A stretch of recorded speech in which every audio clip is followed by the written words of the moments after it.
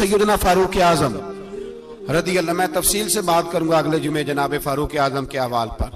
हजरत उमर फारूक रदी अल्लाह ताला अन्हु बदर के मैदान में जब निकले ना बदर में, तो हजरत उमर से हुजूर ने तजवीज मांगी, फरमाया सफ बंदी कैसे करें, किस तरह लड़ना है। जनाब उमर फारूक रदी अल्लाह ताला अन्हु कहने लगे, हुजूर ये जितने आए हैं ना काफिर लड़ने, ये किसी का कुछ चाचा लगता है, किसी का कोई मामू लगता है, किसी का भाई है, किसी का बेटा है, तो महबूबा सफ बंदी की क्या जरूरत है, जो मेरे रिश्तेदार है मेरे हवाले करें, मैं गर्दने काट के आपको देता हूं। जो अबू बकर के रिश्तेदार है वो अबू बकर के हवाले करें, वो गर्दन काट के दे। जो अली का कुछ लगता है वो अली के हवाले करें। हम दुनिया को बताएंगे कि अशिद्दाउ अलल कुफ्फार, अशिद्दा अलल, उसके लिए हमारे पास सख्ती है, कोई नरमी, वो हमारा सगा भी हो तो उसके हक में कोई नरमी। हजरत उमर ने अपने सगे मामू की गर्दन काटी बदर के दिन, सगे मामू की। हजरत अबू उबादा बिन जर्राह, सुनो, इस्लाम अमन का दरस देता है, मोहब्बत का दरस देता है। भाई इस्लाम ही तो अमन का दरस देता है, पर जड़ी बूटी काटना बदअमनी नहीं होता, जालिम का हाथ पकड़ना बदअमनी, और अमन वाले और होते हैं बुज़दिल, इन दोनों में फर्क होता है। अमन वाला बनने का कहा गया है, बुज़दिल बनने का कहा। मेरे नबी पाक ने जो बदर में तलवार उठाई थी, जिरा पहनी थी, हुजूर अलैहिस्सलातु सलाम ने लोहे की जैकेट पहनी थी, तो वो भी मेरे रसूल पाक ने अमन के लिए ही पहनी थी। मेरे नबी पाक सल्लल्लाहु अलैहि वसल्लम ने उहद के दिन जो हथियार उठाए थे, तो वो भी अमन के लिए उठाए थे, वो भी अमन के लिए हुजूर ने हथियार उठाया था। हथियार उठाना बदअमनी की अलामत नहीं होता मेरे भाई, याद रखें। हजरत अबू उबादा बिन जर्राह ने मैदान बदर के अंदर जब जंग का तबल बजा, हालात बिगड़े, जनाब अबू उबादा बिन जर्राह कहते हैं तारीख ने एक अजीब मोड़ पे मुझे लाके खड़ा किया। आप फरमाते हैं मेरे लिए अल्लाह ने जो आजमाइश रखी वो सबसे बड़ी रखी। फरमाने लगे जब मैं मैदान में निकला तो काफिरों ने मेरे सामने जिसको लाके खड़ा किया वो मेरा सगा बाप था। और फरमाते हैं अब मुश्किल बन गई, इश्क त्याग दोवी एक बराबर, ते इश्क दा सेक वधेरा, अग ते साड़े कख ते काने, ते इश्क साड़े तन मेरा, ते अग दा दारू मीह ते पानी, कोई दसे है इश्क दा दारू केड़ा, बुल्ले शाह उथे कुछ भी नहीं बचदा जिथे इश्क होरां दा डेरा। फरमाने लगे अब मेरे लिए सामने बाप, इधर बेटा। अब फरमाते हैं दो रास्ते थे, बाप बचाऊं या रसूलुल्लाह का दीन बचाऊं। एक मिनट था फैसला करने के लिए कि अब्बा बचेगा या दीन बचेगा, कुफर बचेगा या इस्लाम बचेगा। फरमाते हैं मैंने मिनट पूरा नहीं सोचा, मैंने तलवार उठाई, बाप की गर्दन काट के गिराई और रसूलुल्लाह का दीन बचा लिया। बाप की गर्दन कट के गिरी और नबी पाक का दीन बच गया, बचा लिया रसूलुल्लाह का दीन। हजरत उमर ने मामू को मारा। हजरत मुसअब इब्न उमैर कहते हैं तारीख मुझे भी लाके खड़ा करती है बदर के मैदान में, तो कुफर का लिबादा ओढ़ के जब सामने आया तो वो मेरा सगा भाई था। सगा भाई, हजारों कौमें वजूद में आई दहर में खुश्क तर के रिश्ते से, पर हमने बुनियादे दोस्ती रखी याद खैरुल बशर के रिश्ते से। सगा भाई कुफर का नुमाइंदा बन के सामने खड़ा हुआ। मुझे इकट्ठे खेलना भी याद था, मुझे एक बर्तन में रोटी खाना भी याद था, एक मां से लोरियां सुनना भी याद था। फरमाते हैं ये सारा कुछ याद था, पर इस्लाम के हक में दिया हुआ खुतबा जो मोहम्मद अरबी ने दिया था वो भी मुझे याद था। मुझे रसूलुल्लाह की बताई हुई बातें भी, फरमाते हैं मैं सारा कुछ भूल गया, पर मुझे अपने रसूल का पढ़ाया हुआ सबक नहीं भूला, वो मुझे याद रहा। मैंने फिर सगे भाई की गर्दन काटी और मैंने वो गर्दन काट के हुजूर के पास पेश की, और मैंने दुनिया को बताया कि हमारे लिए असल वो है जो हमारे रसूल हमें हुक्म इरशाद फरमाते हैं। ये रिश्ते हमारे लिए असल। हमारे अबू बकर सिद्दीक मैदान में निकले, बेटा काफिरों की तरफ से लड़ने आया है, सगा बेटा। और मेरे मुस्तफा करीम ने फरमाया औलाद बुज़दिल कर देती है आदमी को, पर जब ईमान पुख्ता हो तो फिर सहाबा ने इस बुज़दिली की भी परवाह नहीं की। सगा बेटा काफिर की जानिब से आया। हजरत अबू बकर सिद्दीक ने तलवार से हमला किया, बेटे ने ढाल आगे की। जब साहबजादे ने ढाल आगे की ना, तो हजरत अबू बकर की तलवार लोहे की ढाल से टकराई, तलवार गिर गई। اب حضرت ابو بکر نے ہتے ہو گئے, صاحبزادے نے اٹھائی تلوار. کہتا جب میں مارنے لگا تو خیال آیا گھر تو میرا اجڑے گا نا, باپ تو میرا ہی ہے نا. صاحبزادے کہتے ہیں میں ابو بکر صدیق کو چھوڑ کے چلا گیا. بعد میں مسلمان ہو گئے, کلمہ پڑھ لیا. ایک دن گھر میں بیٹھے تھے تو بات شروع ہو گئی. صاحبزادے کہنے لگے ابا جی وہ یاد ہے نا جب میری ڈھال سے آپ کی تلوار ٹکرائی تھی اور تلوار گر گئی تھی تو میں نے آپ کو باپ سمجھ کے چھوڑ دیا, میرا ہی گھر اجڑنا تھا باپ سمجھ کے.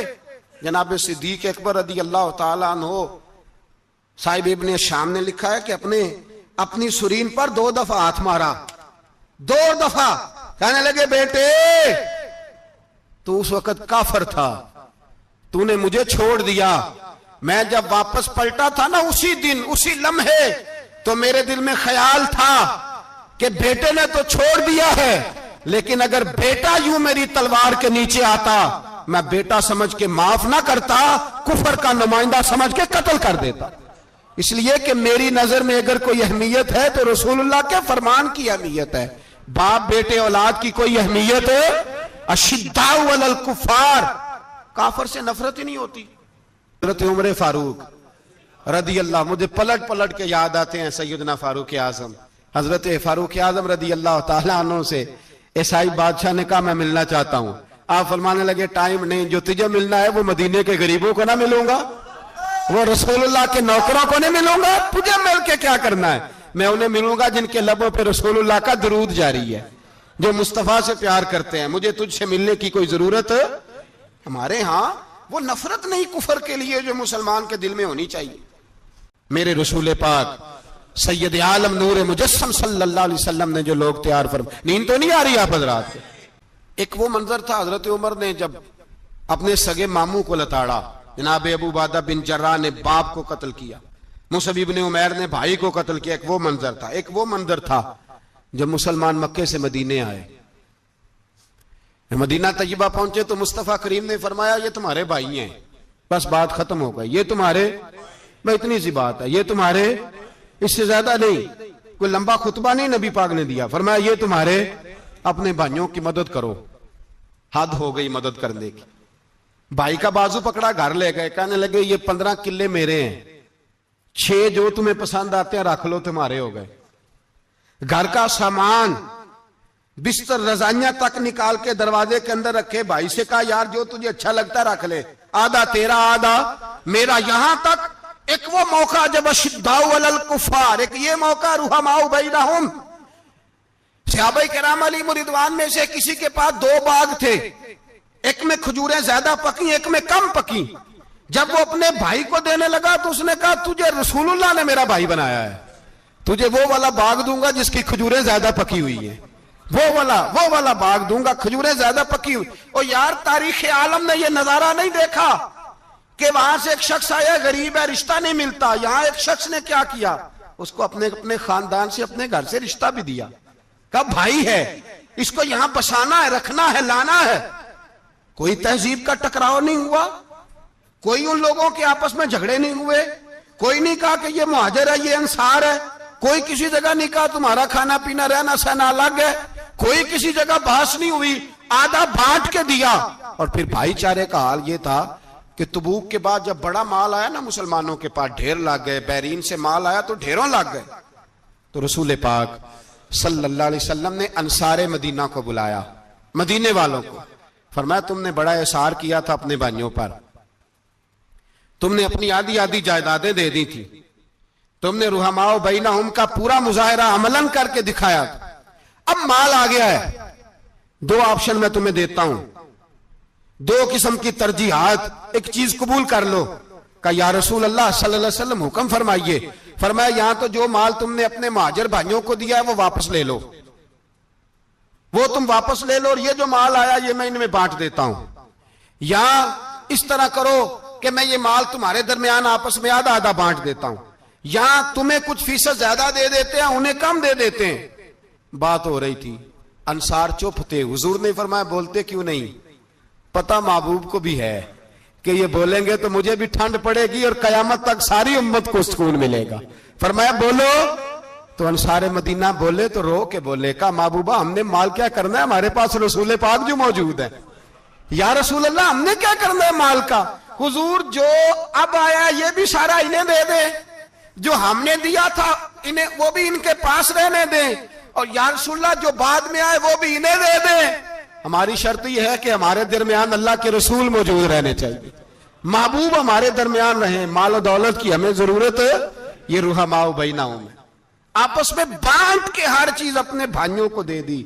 حضرت عمر عیسائی بادشاہ ٹائم مانگتا تو کہتا ہے کوئی ٹائم نہیں، چل دوڑ جا۔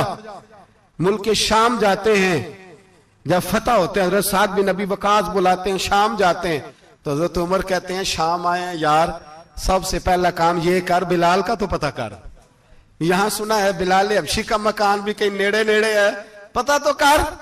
حضرت بلال حبشی حضرت سیدنا سعد کہنے لگے حضور بلا نہ لیں، فرمایا نہیں، وہ مصطفیٰ کا غلام ہے تو میرا تو امام ہے، میں گھر ملنے جاؤں گا، گھر رحماء بینہم، کالے رنگ کے حبشی غلام سیدنا بلال حبشی کو ملنے گھر گئے، اور جناب عمر جا کے بیٹھک میں انتظار کرنے لگے، گویا ڈرائنگ روم میں بیٹھے انتظار ہونے لگا۔ جناب سیدنا بلال آئے تو حضرت عمر اٹھ کے کھڑے ہوئے۔ ملک شام کے لوگوں نے یہ منظر عجیب دیکھا کہ جناب عمر فاروق ایک حبشی کے لیے کھڑے ہوئے، اور جب کھڑے ہوئے تو حضرت بلال کہنے لگے عمر بیٹھ جاؤ، یہ کیا کر رہے ہو؟ تو حضرت سیدنا عمر رو پڑے، کہنے لگے بلال تو حبشی پہلے تھا، جب سے رسول اللہ کا غلام بنا ہے ساری امت کا امام بن گیا، ساری امت کا تو امام بن گیا ہے جب سے تو نبی پاک صلی اللہ تعالی علیہ وسلم کا غلام بن۔ بھائی یاد رکھے جب اشداء علی الکفار کی بات تھی تو اپنے سگے قتل ہو گئے، اور جب رحماء بینہم کی بات تھی تو پھر یہ نہیں دیکھا یہ حبشی ہے، توجہ ہے میری بات پر؟ جاگ رہے نا آپ لوگ؟ ادھر دیکھیں، پھر یہ نہیں دیکھا کہ یہ حبشی ہے، یہ رومی ہے، یہ کون ہے، پھر یہ دیکھا کہ یہ رسول اللہ کا غلام ہے صلی اللہ۔ حضرت ابو بکر صدیق رضی اللہ تعالیٰ عنہ سے کسی نے پوچھا تھا بدر میں فتح کیسے ہوئی؟ اب بھی مسلمان کہتے ہیں نہیں جی کیسے لڑیں گے جی، ہمیں اپنا بڑا مسئلہ ہے۔ یہ کمزور لوگوں کی باتیں، کمزور جو خدا والے ہوتے ہیں ان کی یہ سوچ نہیں ہوتی، یہ آرزو کرم اور میں آپ سے کروں، یہ بھیک اس کو جیتیے جس کا خدا نہ ہو۔ یہ کمزور لوگ ہیں جو کہتے ہیں نہیں کیسے ہوگا، کس طرح ہوگا، جن کو پتا ہو کہ ہماری غیبی طاقت ہے ہماری۔ حضرت ابو بکر صدیق رضی اللہ تعالیٰ پوچھا جناب بدر میں کیسے جیت گئے؟ تلواریں زیادہ تھی، نیزے زیادہ تھے، یا آپ کو جاسوسی زیادہ تھی، پتہ زیادہ تھا کہ یوں قابو آئیں گے کافر؟ تو ابو بکر صدیق فرمانے لگے نہ نیزوں سے جیتے نہ تلواروں سے جیتے، ہم جو بدر میں جیتے ہیں تو مصطفیٰ کی نمازوں سے جیتے ہیں، ہمیں جو بدر میں کامیابی ملی تو رسول اللہ کی دعاؤں کی برکت سے ملی۔ فرمانے لگے کافر ساری رات شرابیں پیتے رہے، ساری رات وہ ناچ گانے میں مصروف رہے، اور میں حضور کے خیمے میں موجود تھا، نبی پاک ساری رات نماز پڑھتے رہے، ساری رات حضور نماز پڑھتے رہے، ساری رات اللہ سے دعا کرتے رہے۔ فرمایا صبح جو کامیابی ملی تو یہ مصطفیٰ کی نمازوں کی برکت سے ملی۔ ایک بزرگ کی میں بات سن رہا تھا، وہ کہہ رہے تھے اب نمازیں عبادتیں ریاضتیں بعد میں کرنا، پہلے جہاد کرو۔ کہہ رہے تھے اب نکل کر خانقاہوں سے ادا کر رسم شبیری، عبادتیں ریاضتیں تلاوتیں درود بعد میں ہوگا، پہلے جہاد۔ تو میں نے کہا صاحب عبادتیں تلاوتیں درود ہو کہاں رہا ہے، پہلے وہ جگہ تو بتائیں۔ خانقاہوں پہ تو عرس ہو رہا ہے، سال کے بعد ڈھول لگ رہا ہے۔ وہ جو زمانہ تھا نا کہ خانقاہ شریف پہ شام تک قرآن مجید ختم ہوگا، فجر کے بعد 50,000 درود پڑھا جائے گا، وہاں لوگ آئے ہیں تو وہاں ذکر کرتے کرتے لوگ اس قدر مست ہوئے کہ انہیں ہوش ہی نہیں کہاں کہ کہاں گئے، وہ تو دور ختم ہو گیا۔ اب کہاں ہے خانقاہ میں؟ اب تو نظر نیاز رہ گئی، ختم شریف رہ گیا، عرس پاک رہ گیا، باقی تو معاملہ ختم ہے۔ وہ کہاں گیا معاملہ سارا؟ بھائی دعائیں التجائیں۔ شہاب الدین غوری سے پوچھا جناب فتح کیسے ہوئی؟ کہنے لگے خواجہ معین الدین اجمیری کی دعاؤں کی برکت سے۔ فرماتے ہیں بابا دعا مانگتا تھا، ہم جہاد کرتے تھے، اللہ کامیابی دے دیتا تھا۔ بھائی وہ عبادت، وہ ریاضت، وہ مسلمان جو رات کو اپنے رب کو منا لیا کرتا تھا، وہ اپنی عبادت کے زور پر اللہ تبارک و تعالیٰ کی بارگاہ میں آہو زاری۔ حضور نے فرمایا الدعاء صلاح المومن، دعا مومن کا ہتھیار ہے۔ دعا مومن کا، بول کے بتانا ہے، دعا مومن کا۔ فرمایا مومن یہ ہتھیار چلا سکتا ہے، یہ ہتھیار کافر کے پاس موجود ہے۔ حضرت زید بن حارثہ رضی اللہ تعالیٰ عنہ کو نہ پکڑ کے کچھ کافر ان کو پکڑ کے لے گئے تو ایک درخت کے ساتھ باندھ لیا، کہنے لگے تمہیں قتل کریں گے، حضور کے صحابی ہیں رضی اللہ تعالی۔ جب کافر آپ کو قتل کرنے لگا نا تو انہوں نے درخت کے ساتھ اچھی طریقے سے ٹانگیں باندھ لی، ہاتھ باندھ لیے، گردن باندھ لی، کہنے لگا بلا اپنے رب کو۔ تو حضرت زید رضی اللہ تعالیٰ عنہ فرمانے لگے میں تو شہید ہونے کو تیار تھا، لیکن تو نے آزمانے کا پروگرام بنایا تو ٹھیک ہے، میں پھر بلانے لگا ہوں اپنے رب کی مدد کو، اے اللہ مدد فرما۔ اس نے اتنی دیر میں تلوار نیام سے نکال لی، اے اللہ مدد فرما۔ اس نے جب تک دونوں ہاتھوں میں تلوار سونت لی، اے اللہ مدد فرما۔ جب تیسری بار آپ نے یہ کہا تو اس نے تلوار اٹھائی، کہا اللہ مدد فرما۔ حضرت زید رضی اللہ تعالیٰ عنہ کہتے ہیں جب چوتھی بار میری زبان سے لفظ نکلے، کافر کے ہاتھ میں تلوار تھی پر گردن بھی اس کی کٹ کے نیچے گر گئی، کہ گردن کٹ کے اسی وقت نیچے گری۔ مجھے کسی نے کھولا، نہ مارنے والا نظر آیا، نہ گردن کاٹنے والا نظر آیا، نہ مجھے کھولنے والا۔ تو میں نے کہا آنے والے تو بتا تو سوئی تو کون ہے؟ تو کہنے لگے میں جبریل امین ہوں، میں جبریل امین ہوں، میں جبریل، مجھے دشمنوں نہ چھیڑو، میرا ہے کوئی جہاں میں، مجھے دشمنوں نہ چھیڑو، میرا ہے کوئی جہاں میں ابھی پکار لوں گا، نہیں دور ہے مدینہ۔ کہا جب تو نے، حضرت جبریل کہنے لگے جب تو نے پہلی دفعہ کہا نا اللہ مدد فرما تو میں سدرۃ المنتہا پہ تھا، مجھے حکم ہوا جبریل دیر نہ کرنا۔ فرماتے ہیں جب دوسری دفعہ تو نے کہا نا اللہ مدد فرما تو میں 7ویں آسمان پہ تھا، اور جب تیسری دفعہ کہا مدد فرما تو میں پہلے آسمان پہ تھا، اور فرمایا جب تو نے کہا چوتھی دفعہ اللہ مدد فرما تو میں تیرے سرانے کھڑا تھا، میں تیرے سرانے۔ تو بھائی اب تو اجتماعی دعا بھی نہیں رہی ہماری، اب تو یہ والا سوتا بھی، اکبر الآبادی نے کہا تھا مصیبت میں بھی اب یاد خدا ہم کو نہیں آتی، دعا منہ سے نہ نکلی جیبوں سے عرضیاں نکلی۔ حضرت عمر فاروق اللہ اکبر، حضرت عمر جیسا بندہ 24 لاکھ مربع میل کا حکمران، اور شاہ روم کو خط لکھ کے کہتا ہے میں منت نہیں کرتا میں حکم دیتا ہوں۔ اتنا تگڑا بندہ۔ جنگ قادسیہ کے لیے حضرت سعد بن ابی وقاص کو بھیجا، فتوح شام پڑھ کے دیکھیں۔ حضرت عمر بڑے پریشان ہیں، اتنے دن ہو گئے کوئی رپورٹ ہی نہیں آئی۔ اب تو موبائل ہے نا، ایک ایک منٹ کی رپورٹ لیں آپ، بلکہ آپ ایک ایک منٹ کی فوٹو لیں، آپ رپورٹ تو دور رہ گئی۔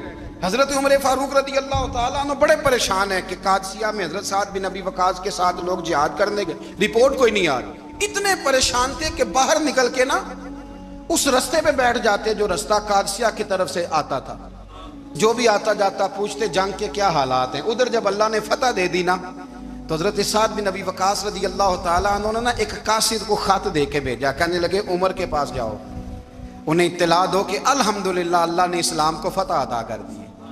یہ حضرت عمر کو جا کے دینا، وہ بڑے پریشان ہوں گے۔ وہ جو اس زمانے میں اس طرح ہوتا تھا کہ کئی دور دور سے صحابہ جو دوسرے شہروں کے ملکوں کے رہنے والے ہوتے تھے وہ بھی آ کے شامل ہو جاتے تھے جہاد میں۔ کوئی ایک دفعہ مدینے آیا، کوئی 2 دفعہ آیا، پھر اپنے اپنے علاقوں میں بہت سارے لوگوں نے زیادہ دفعہ حضرت عمر کو دیکھا بھی نہیں تھا۔ وہ جو قاصد خط لے کے آیا تھا نا، اس نے ایک آدھ دفعہ دیکھا تھا، حضرت عمر بوڑھے ہو گئے، وہ پہچانتا نہیں تھا۔ ادھر سے وہ خط لے کے آ گیا، حضرت عمر مدینے سے باہر نکل کے اس روڈ پہ بیٹھے تھے جو قادسیہ سے آتا تھا۔ جب اس آدمی کو آتے دیکھا تو حضرت عمر اٹھ کے کھڑے ہو گئے، فرمانے لگے قادسیہ سے آ رہے ہو؟ وہ کیا کہتا ہے؟ پھٹے پرانے کپڑے، ٹوٹے ہوئے جوتے، سر پہ پرانی پگڑی، کہنے لگے غلام مدینے کے رہنے والے ہو؟ حضرت عمر کہنے لگے ہاں مدینے کا ہوں۔ کہا میں قادسیہ سے آیا ہوں، الحمدللہ اللہ نے اسلام کو فتح دے دی ہے، الحمدللہ کفر کی کمر ٹوٹ گئی ہے۔ اس نے یہ بات کر کے تو گھوڑے کو ایڑی لگائی، گھوڑا دوڑنے لگا مدینے کے، حضرت عمر بھی ساتھ ساتھ دوڑ رہے، فرمانے لگے اچھا بتاؤ خالد بن ولید کا کیا حال ہے؟ تھوڑا آگے جا کے فرمانے لگے اسامہ بن زید کیسے ہے؟ وہ کہتے ٹھیک ہے۔ پھر اس نے اور گھوڑا، عمر ساتھ ساتھ دوڑ رہے ہیں، ساتھ ساتھ 24 لاکھ مربع میل کا حکمران، ایک جوتا پیر سے نکل گیا، عمر دوڑ رہے ہیں۔ آگے جا کے پوچھتے ہیں سعد بن ابی وقاص کا کیا حال ہے؟ کہا حضور وہ بھی ٹھیک ہے۔ کتنے لوگ میرے شہید ہو گئے مسلمانوں میں سے؟ کہنے لگا صحیح گنتی کا نہیں پتا، یہ لفظ ادا ہوتے ہوتے مدینے کی سرحد آ گئی، लोगों ने उमर को घोड़े के साथ दौड़ते देखा तो कहा अमीरुल मोमिनीन क्यों दौड़ रहे हैं? वो गुलाम छलांग लगा के नीचे आया, कदमों में बैठ गया, कहने लगा हुजूर आपने बताया ही नहीं आप अमीरुल मोमिनीन हैं। आप फरमाने लगे क्या बताता, मैं तो ऊंट चराने वाले का पुत्र हूं, क्या बताता? वो उमर हूं जिसने अपने गुनाहों का हिसाब देना है, क्या बताता? जो साथ भी नबी वकास को जिहाद पे भेज के खुद बुज़दिलों की तरह घर में बैठा है, क्या बताता? कोई हैसियत नहीं, कोई तार। तूने अच्छा किया, तू तो मुजाहिद था, मुझे साथ साथ दौड़ाया, तूने अच्छा किया। जितने लोग थे चीखे मार के रोने लगे। हजरत फारूक आजम से कहने लगे उमर जब तक तेरे जलवे रहेंगे अल्लाह कामयाबियां ही अता फरमाएगा, जब तक तेरा रंग रहेगा अल्लाह ताला नवाजता ही रहेगा। कुछ नहीं, कभी अपना आप जाहिर ही नहीं किया। बहुत बड़े थे, बहुत बड़े थे हजरत उमर, बड़े थे। हजरत अबू राफे गुलाम थे, कुरान पाक बड़ा सोना पढ़ते थे। हजरत उमर जब भी उन्हें मिलते कहते अबू राफे तो उमर से अच्छा है, कुरान बड़ा शानदार पढ़ता है। तो वो कहते हुजूर अगर मैं कुरान सही पढ़ता हूं तो आपको कुरान की तशरीह ज्यादा सही आती है, आप भी तो मुझसे अफजल हैं। तो आप फरमाते नहीं फिर भी तो मुझसे अफजल है। क्यों? इसलिए कि तू अपने आका की नौकरी भी ठीक करता है और रब की इबादत भी ठीक करता है, और मुझे खाली सिर्फ इबादत करनी होती है वो भी ठीक नहीं कर पाता। सारी जिंदगी अपना मुहासबा, सारी जिंदगी अपने गिरेबान में देखा, सारी जिंदगी अपने आप को परखा, अपने आप को टटोला। 62 साल उम्र बीत गई। हजरत हुज़ाफा बिन यमान एक सहाबी थे, मेरे नबी करीम अलैहिस्सलाम ना उनसे राज की बातें करते थे। हर बंदे का आज़मा ठीक नहीं होता, सबसे राज की बात नहीं करनी चाहिए। हजरत हुज़ाफा बिन यमान कहते हैं हुजूर राज की बातें बताते। मदीना मुनव्वरा में जो मुनाफिकीन थे उनकी लिस्ट भी नबी पाक ने हजरत हुज़ाफा बिन यमान को दी थी। जब कोई मशकूक आदमी मर जाता ना तो सहाबा कहते हम देखते अगर हजरत हुज़ाफा ने जनाजा पढ़ा है तो हम भी जनाजा पढ़ लेते। नबी पाक ने भी कुछ जनाजे नहीं पढ़े, तिरमिजी में है, फरमाया उस्मान से जो बुग़्ज़ रखे उसका जनाजा नहीं पढ़ेंगे। हजरत हुज़ाफा बिन यमान अगर जनाजा पढ़ते तो लोग पढ़ते, वो ना पढ़ते तो लोग जनाजा ना पढ़ते। हजरत हुज़ाफा बिन यमान कहते हैं जनाब उमर फारूक की खिलाफत के आखिरी अय्याम थे, कुछ दिनों के बाद वो शहीद हो गए। फरमाते आधी रात का वक्त था, मैं घर में सोया था बड़ा बेफिक्र, अचानक मेरे दरवाजे पे दस्तक हुई, मैं घबरा के उठा, इतनी रात को कौन आया? कहते कुर्बान जाऊं, दरवाजे पे गया तो अमीरुल मोमिनीन फारूक आजम दरवाजे पे। मैंने कहा उमर कोई हुक्म था तो मुझे बुला लेते। कहने लगे मैं ना अमीर बन के नहीं आया, तेरा वीर बन के आया हूं। अमीरुल मोमिनीन की हैसियत से सरकारी काम से बुलाता तो वहां बुलाता, मुझे एक जाती काम पड़ गया। कहते मैंने उमर को घर की अंदर बुला के चारपाई पे बिठाया, मैंने कहा हुजूर मैं गरीब आदमी, मैं क्या आपके काम आ सकता हूं? तो कहते उन्होंने ना मुझे साथ बिठा लिया, फिर मेरा हाथ पकड़ लिया, कहने लगे तू उमर को जानता है? उमर झूठ नहीं बोलता। तू जानता है? उमर वादों का पक्का है। कहा हुजूर जानता हूं। कहा मैं उस वक्त आया हूं जब देख भी कोई नहीं रहा। हजरत हुज़ाफा बिन यमान कहते हैं परेशान हो गया, हुजूर पहेलियां ना बुझवाए, मेहरबानी कर बताएं किधर आए हैं। हज़रत उमर फारूक फरमाने लगे 62 साल का हो गया हूं, 63 में चल रहा है, दाढ़ी सफेद हो गई है, फल पक गया, उठ फरीदा सुत्या, दाढ़ी आ गई पूर, अग्गा नेड़े आ गया, पिछा रह गया दूर। अब कब्र अशर का मामला साफ नजर आने लगा है। कहा हुजूर मुझसे क्या चाहते हैं? हजरत उमर रो पड़े, कहने लगे आज मैं इशा के बाद निकला हूं तो नबी पाक के सहाबा मुझे नेक कह रहे थे, फिर मैंने बच्चों की मां से और बच्चों से भी पूछा है, वो भी मुझसे राजी हैं, पर हुज़ाफा तेरे साथ नबी पाक राज की बातें करते थे, सच बता कहीं उमर का नाम मुनाफिकों में शामिल तो नहीं? सच बताओ उन मुनाफिकीन में तो शामिल नहीं, कहीं ऊपर ऊपर से तो नहीं सारा कुछ? हजरत हुज़ाफा बिन यमान कहते हैं मैं बाप के मरने पे इतना नहीं रोया जितना उमर के सवाल पे रोया। मैं कदमों में बैठ गया, मैंने कहा नहीं उमर ये तो मैंने नहीं सुना, लेकिन ये मैंने नबी पाक से ज़रूर सुना है कि मेरे बाद अगर कोई नबी होता तो उमर इब्ने खत्ताब होता। ये मैंने अपने कानों से सुना है कि उमर जिस गली से गुजरे शैतान रास्ता बदल जाता है। ये मैंने अपने कानों से सुना है कि 950 साल हजरत जिब्रील जनाब उमर की शान बयान करें तो फिर भी बयान नहीं हो सकता। ये मैंने ज़रूर सुना। दोस्तों सारी ज़िंदगी हजरत उमर ने اگر دوسروں کا محاسبہ کیا تو اپنا اور اپنے بچوں کا بھی کڑا خیال رکھا، اپنی ذات پر بڑی توجہ دی۔ جو لوگ اپنا بھول جاتے ہیں نا، ہمیں اپنی صحت کا بڑا خیال ہے لیکن اپنی روحانی زندگی کا کوئی خیال نہیں ہے۔ حضرت عمر فاروق رضی اللہ تعالیٰ عنہ نا باہر والوں کا بھی بڑا سخت حساب کرتے تھے۔ بڑا ایک گورنر صاحب نے لباس بڑا شاندار پہننا شروع کر دیا تھا تو حضرت عمر نے اتروا کے نا تو انہیں ٹاٹ کا لباس پہنا کے تو اونٹ چرانے کی ڈیوٹی دے دی تھی۔ اتنا سخت احتساب کرتے۔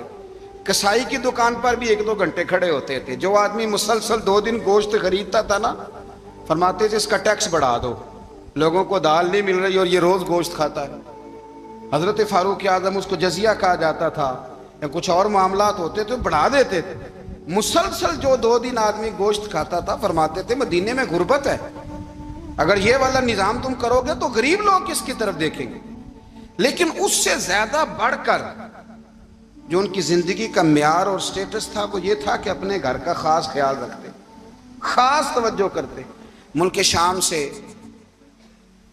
اور ایران سے کچھ لوگ آپ کی خدمت میں آئے تو وہاں سے کچھ کنیزیں بھی آئیں، ان کے بادشاہ کا پیغام لے کے۔ شاہ ایران کی کنیز کو ملکہ نے کہا کہ نا حضرت عمر کی زوجہ کو دیکھ کے آنا ذرا کس طرح کی۔ ہمارے ملک میں کیا کہتے ہیں، خاتون اول، باقی سارے دووں میں خاتون اول، ذرا خاتون اول کو دیکھ کے آنا۔ تو وہ جب آئی نا گھر میں ملنے تو کہا کہ مجھے میری ملکہ نے کہا تھا کہ عمر کی زوجہ سے، اہلیہ سے ملاقات کر کے آنا۔ تو حضرت عمر کی اہلیہ نے نا ایک جوڑا کپڑوں کا دے دیا ملکہ کے لیے اور ایک خوشبو کی شیشی دے دی۔ اب جب وہ تحفے وہاں گئے تو اس ملکہ نے نا کچھ سونے کا سامان بھیجا، کچھ زیورات بھیجے، کچھ تحائف بھیجے۔ جب حضرت عمر کے گھر آئے نا، وہ خادم لے کے آیا، اس نے کہا جی آپ کی اہلیہ نے تحفے بھیجے تھے، تو جواب میں شاہ ایران کی بیوی نے، یہاں جس ملک کا وہ سفیر تھا، انہوں نے بھی یہ بھیجے ہیں۔ تو حضرت عمر فاروق نا وہ تحفے لے کے گھر گئے تو جا کے کہنے لگے اپنی اہلیہ سے، یہ تو کب سے تحفے تحائف بھیجنے لگ گئی ہے، یہ کب سے نظام شروع ہو گیا؟ تو کہ حضور تحفہ دینا لینا تو ٹھیک ہے، سنت ہے، محبت بڑھتی ہے، تو یہ کوئی قباحت نہیں، اور میں نے اپنی ذاتی استعمال کے لیے جو چیزیں رکھی تھی وہ میں نے دی ہیں۔ تو حضرت عمر فاروق رضی اللہ تعالیٰ عنہ فرمانے لگے ہم نے کسی ملک کے ساتھ اور اس کے بادشاہ کے ساتھ ذاتی تعلق نہیں بنانا، تعلق جو بھی بنے گا رسول اللہ کے دین کی برکت سے بنے گا۔ ذاتی رشتے نہیں ہم نے قائم کرنے، ذاتی۔ آپ کے ملک کی جو ایئر لائن جس کا ہر سال خسارے کا ڈنڈورا پیٹا جاتا ہے نا، وہ ہمارے بادشاہ صاحب اور صدر صاحب اگر غیر ملکیوں کو گھوڑا کبھی بھیجنا ہو نا، گھوڑا، تو پورا ایک جہاز گھوڑا لے کے تحفے میں جاتا ہے، پورا جہاز غریب قوم کا یہ سرمایہ۔ اور قوم بڑی بادشاہ ہے، لائنوں میں لگ کے ووٹ دیتی ہے۔ 2 کام ہمیشہ لائن میں لگ کے کرنے، ایک بل لائن میں لگ کے جمع کرانا ہے اور ایک ووٹ لائن میں لگ کے، تاکہ پھر پورے 5 سال لائن میں ہی لگے رہیں۔ مرضی سے آپ ووٹ دینا، پر جو بات درست ہے اس کو سنو۔ حضرت عمر فاروق رضی اللہ تعالیٰ عنہ نے اپنی اہلیہ سے پوچھا کتنے کا تھا وہ تیرا جوڑا اور خوشبو کی شیشی؟ انہوں نے کہا 3 دینار کی۔ فرمایا یہ 3 دینار تیرے اور باقی جو تحفے آئے ہیں وہ تو خود کہہ، چونکہ اس نے تیرے نام بھیجے ہیں، تو کہہ کہ میں مال غنیمت میں دیتی ہوں، تو کہہ میں مسلمانوں کو کہہ۔ تو زوجہ ہنس پڑی، کہنے لگی میں نام بھی کہوں تو مجھے کہنا تو پڑے گا ہی، کہنا تو میں نے ہے ہی، کیونکہ سامنے عمر فاروق ہیں، لہذا فرمایا کہہ دیتی ہوں میں نے دیا خزانے کو۔ حضرت عمر نے جمع کرا لیا۔ میں یہ کیا بات ہوں، میرے گھر والے جو مرضی کریں، ان کا معیار زندگی جس طرح کا مرضی ہو۔ اور حضرت عمر ایک جملہ کہا کرتے تھے، اللہ کرے کہ یہ باتیں اس دور حاضر میں ہماری سمجھ میں آئیں۔ حضرت عمر فاروق رضی اللہ تعالیٰ عنہ اپنے بچوں کو فرمایا کرتے تھے کہ بہت آدمی کو بھوک لگی ہو نا، اور پھر اس کی پسند کا کھانا پکا ہو، جتنے شوق سے وہ اس کھانے کو دیکھتا ہے نا، فرمایا اس طرح پوری قوم اپنے بادشاہوں کے خاندان کو دیکھتی ہے، اس تیزی کے ساتھ دیکھتے ہیں کہ ان کے گھر میں کیا ہو رہا ہے، ان کا معیار زندگی کیا ہے، ان کا سٹیٹس کیا ہے۔ آپ کے بچے دونوں کاروبار کے لیے مصر گئے، ایک بہت بڑا قافلہ گیا مدینے سے مصر تجارت کے لیے، تو یہ گئے تجارت کے لیے، تو حضرت عبداللہ ابن عمر، حضرت عبید اللہ ابن عمر، حضرت عمر کے دونوں بیٹے گئے۔ جناب عمر فاروق کے بچے جب وہاں پہنچے تو مصر کے گورنر نے نا لوگوں کو تعارف کرایا کہ یہ عمر فاروق کے بیٹے ہیں۔ ایک چھوٹی سی بات کر دوں، کہ چودھری کے بیٹے کو کون بتاتا ہے کہ تو چودھری کا بیٹا ہے؟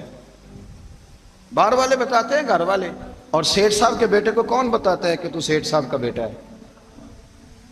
اور مالک کو کون بتاتا ہے کہ تو مالک کا بیٹا ہے اور یہ کرایہ دار ہے؟ یہ کون بتاتا ہے؟ یہ سوچ ہم دیتے ہیں بچوں کو۔ چودھری اور کمی کی سوچ، امیر اور غریب کی سوچ، مالک اور کرایہ دار کی سوچ، گھر کے مالک کی اور کام کرنے والے کی سوچ، یہ ہم دیتے ہیں۔ یاد رکھنا، یہ ہم دیتے ہیں، یہ ہمارا مزاج ہے، یہ باہر سے نہیں آتی۔ تو کوئی شہزادہ ہے، تو سیٹھ ہے، تو نواب ہے، یہ سوچ باہر سے نہیں آتی، یہ اماں سوچ دیتی ہے، اماں، یہ ابا سوچ دیتا ہے۔ اور پھر جب تباہی اترتی ہے تو اس کے ذمہ دار بھی باہر والے نہیں ہوتے، گھر والے ہوتے ہیں، گھر والے۔ ہمارے بچوں کی طبیعتوں پر زیادہ نقش باہر والوں کا نہیں ہوتا، گھر والوں کا ہوتا ہے، یاد رکھیے گا۔ حضرت عمر فاروق رضی اللہ، بچے ہیں، شہزادے ہیں، وہ کاروبار کرنے گئے اور وہاں بتایا گورنر صاحب نے کہ یہ فاروق اعظم کے بچے، امیر المومنین کے۔ لوگوں نے ان سے زیادہ مال خریدا، تجارت میں زیادہ نفع ہوا۔ ظاہر ہے کہ وہ آپ کے جو اللہ خیر کرے حکمران ہیں، ان کے کاروبار کتنے ملکوں میں ہیں، کس بنیاد پر ہیں؟ وہ صرف اس بنیاد پر کہ وہ حکمران رہے، ان کے لیے آسان تھا بڑے لوگوں سے تعلقات بنانا۔ حضرت عمر فاروق رضی اللہ تعالیٰ عنہ کے بچے ڈھیروں مال کما کے جب واپس آئے نا، تو حضرت عمر سے آ کے بچوں نے بطور محبت کا، ابا جی اللہ نے بڑا ہی فضل کیا ہے، بڑا مال کمایا الحمدللہ، یہ دیکھیں کتنا نوازا ہے۔ تو حضرت عمر کہنے لگے سارے قافلے نے اتنا ہی کمایا ہے؟ سارے قافلے نے اتنا ہی کمایا ہے؟ کہ حضور نہیں، سارے قافلے نے اتنا نہیں کمایا، سب کو اتنا نہیں ملا۔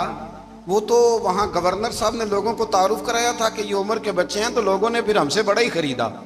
تو حضرت عمر فرمانے لگے ٹھیک ہو گیا، میں بات سمجھ گیا، اس طرح کرو، جو تمہاری اصل زر تھی نا، جو راز تھی، وہ رکھ لو اور باقی سارا مال مال خزانہ میں جمع کرا دو، اس لیے کہ یہ تم نے تجارت نہیں کی، یہ تم نے اپنے باپ کا نام بیچا ہے، یہ تم نے امیر المومنین کے بیٹے ہونے کا فائدہ اٹھایا ہے۔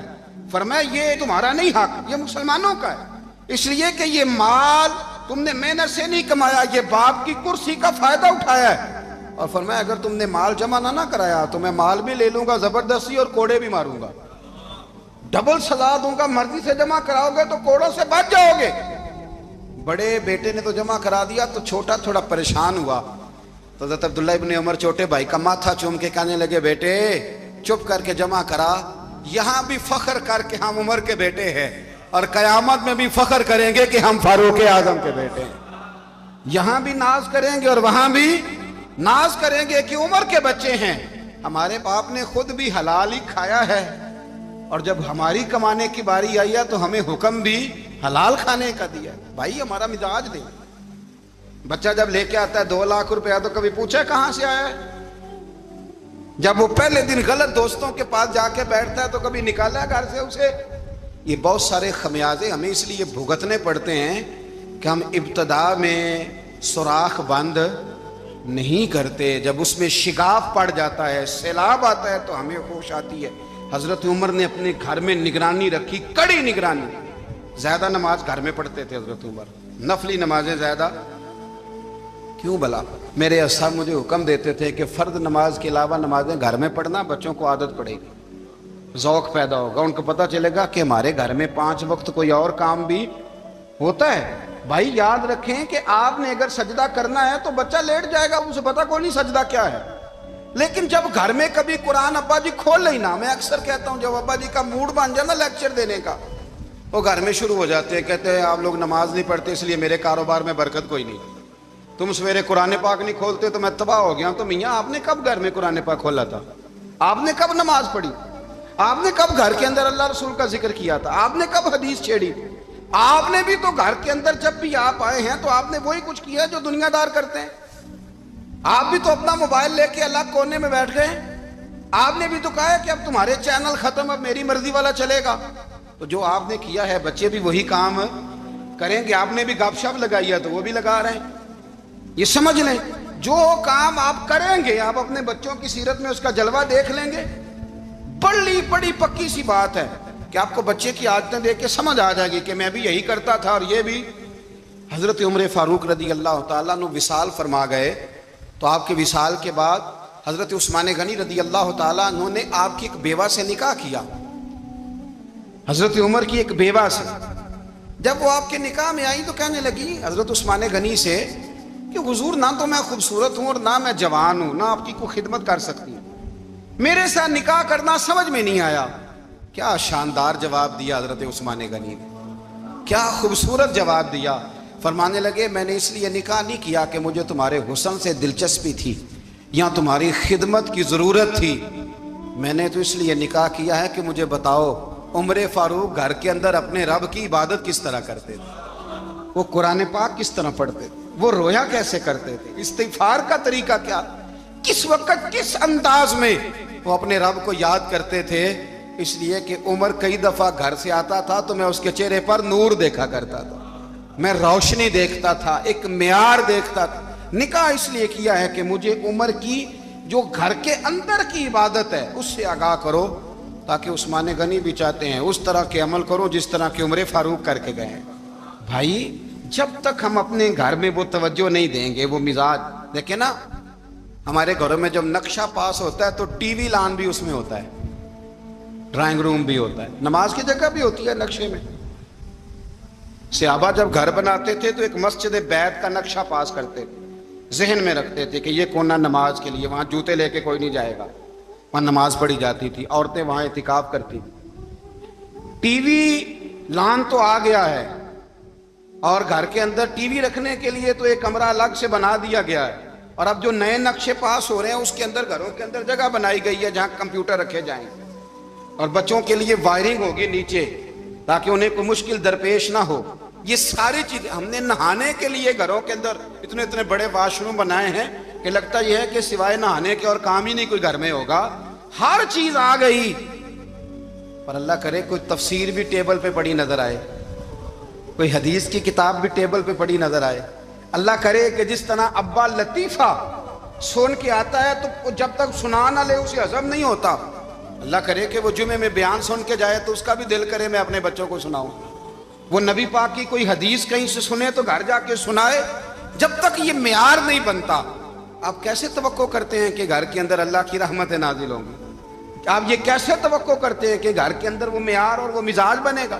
حضرت عمر فاروق نے ذاتی زندگی پر جو توجہ دی، گھر والوں کے معیار پر جو توجہ دی حضرت عمر فاروق رضی اللہ تعالیٰ عنہ نے، وہ بھی بڑی دیدنی ہے۔ حضرت ابو موسیٰ اشعری کو نا آپ نے وزیر خزانہ بنایا تھا، تو حضرت ابو موسیٰ اشعری کہتے ہیں کہ حضرت عمر کو شیخ خزانے میں رہنے تو دیتے نہیں تھے۔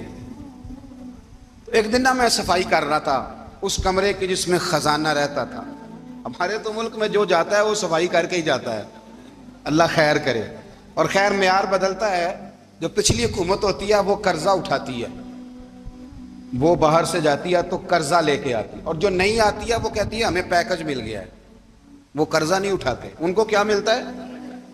یعنی پچھلی نے قرضہ لیا تھا اور ہم نے، واہ جی واہ کیا خوبصورت انداز ہے، اس کا نام بدل کے نا، انہوں نے قرضہ لیا تھا اور ہم نے، میں کہا بڑے شاندار سیانے بندے ہو گئی۔ حضرت سیدنا ابو موسیٰ اشعری کہتے ہیں کہ میں نے نا مال غنیمت کی صفائی کی تو ایک دینار مجھے نا کہیں پڑا ہوا مل گیا، تو فرماتے ہمیں اجازت ہوتی تھی کہ ایک آدھ دینار ہم اپنی مرضی سے کہیں خرچ کر سکتے تھے، اگر آپ ناراض نہ ہوں تو ہمارے ہاں جب چیئرمین صاحب، ناظم صاحب ٹھیکے دیتے ہیں تو ٹھیکیدار ان کا چھوٹا بھائی ہوتا ہے یا چچا کا بیٹا ہوتا ہے یا خالہ کا بیٹا ہوتا ہے، وہ خود ناظم ہوتے ہیں اور ان کا چھوٹا بھائی ٹھیکیدار ہوتا ہے، یعنی وہ نا سارا کچھ گھر کے اندر ہی رہتا ہے، گھر کے اندر ایک پیسہ دیتا ہے دوسرا واپس اس کو واپس کر دیتا ہے، گھر کے اندر ہی۔ اب تو خیر ہمارے لوگ سمجھدار ہو گئے، ایک بندہ ایک سیاسی جماعت میں ہوتا ہے، دوسرا دوسری میں، اور تیسرا جس کی بھی حکومت آئی حکومت تو ہماری رہے گی نا، ایک بندہ تو ہے نا اس جماعت میں۔ یہ اچھا لوگوں نے ایک طریقہ نکالا ہے۔ تو حضرت عمر کے بیٹے گزر رہا تھا تو حضرت ابو موسیٰ اشعری کہتے ہیں میں نے صفائی کی تو ایک دینار نکلا، تو میں نے وہ ایک دینار نا حضرت عمر کے بیٹے کو دے دیا، میں نے کہا لو بیٹا اپنے چچا کی طرف سے تحفہ۔ تو گھر جا کے انہوں نے حضرت عمر کو بتایا کہ چچا نے پیسے دیے ہیں، چھوٹے بچے تھے۔ حضرت عمر نے حضرت ابو موسیٰ اشعری کو بلا لیا اور بلا کے فرمانے لگے میں تو تمہیں اپنا دوست جانتا تھا اور تو نے میری اولاد کو ہی دنیا دار بنانا شروع کر دیا، میرے بچوں کو تم نے دنیا دار پیسوں پہ لگانا شروع کر دیا، میں تو تمہیں یار سمجھتا تھا۔ فرمایا تمہیں چاہیے تھا میرے بیٹے کو نصیحت کرتے